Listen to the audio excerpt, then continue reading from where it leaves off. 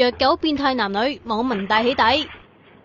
呢一個人渣激起愛護動物人士大起底啊 ！Facebook 有群組人肉搜尋，仲將佢嘅地址同車牌公開。有網民引述個變態男嘅 X 話：呢一個人渣叫 Alan， 拍片嘅女仔叫 Doreen。女主角嘅 Facebook 入邊有唔少疑似受害 Poodle 嘅相，張張都係企起身。另一隻可愛狗仔都要罰企 ，Doreen 仲超自豪咁留言，話自己隻狗仔識企。網民亦都大玩 Photo Hunt， 白色嘅瓷磚。狗狗嘅 dog tag，Doreen 嘅間條衫，連賤男右手嘅戒指都好相似。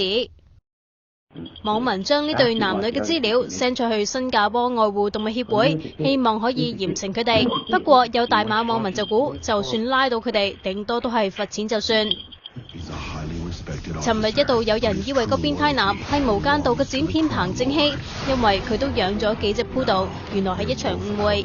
另外有網民話件事發生咗好耐，狗狗3年前已經過身啦。